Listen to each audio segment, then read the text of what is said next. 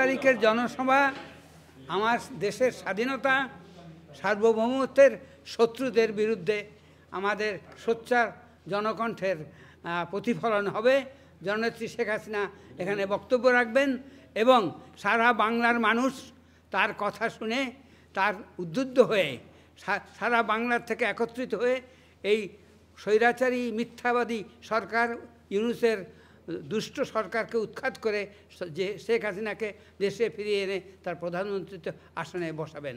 জয় বাংলা, জয় বঙ্গবন্ধু। যুক্তরাজ্যের ইতিহাস 69, 70, 71-এর মহান মুক্তিযুদ্ধে বঙ্গবন্ধুর পাশে থাকা, যুক্তরাজ্য আওয়ামী লীগ এবং প্রবাসী বাংলাদেশের ইতিহাস 75-এর 15 আগস্টে বঙ্গবন্ধু হত্যা বিচার চাওয়া, যুক্তরাজ্য আওয়ামী লীগ এবং প্রবাসী বাংলাদেশের ইতিহাস 1/11, 3 নভেম্বর এবং 5 আগস্টে যে অবৈধ অসাংবিধানিক এবং অগণতান্ত্রিক জোর দখল করে যারা ক্ষমতায় এসেছে তাদের বিরুদ্ধে যুক্তরাজ্য আওয়ামী লীগ এবং প্রবাসী বাংলাদেশের একটি মিলন মেলা হবে আগামী 8 ডিসেম্বর রবিবার দুপুর 2টায় ইমপ্রেশন হলে।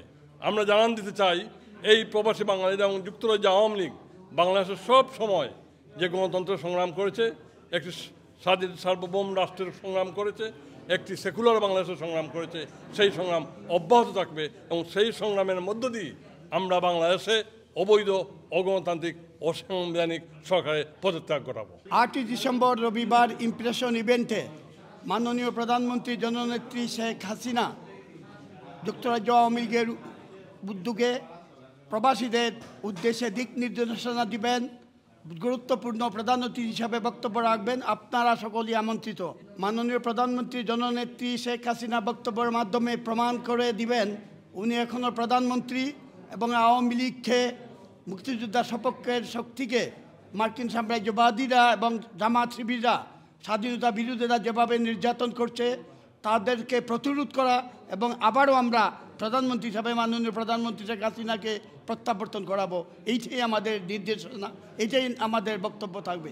রাজনীতিতে বাংলাদেশের স্বাধীনতা যুদ্ধের ইতিহাসকে বিকৃত করার যে চেষ্টা করা হচ্ছে অবৈধ ইউনিট সরকারের নেতৃত্বে, এইটার স্বরূপ উন্মোচন করার জন্য বিশ্ববাসীকে আমরা জানাতে চাই যে এর পিছনে কি কাজ করেছিল আওয়ামী লীগের বিরুদ্ধে যে যত অপপ্রচার হয়েছিল তা প্রকাশ করার জন্য।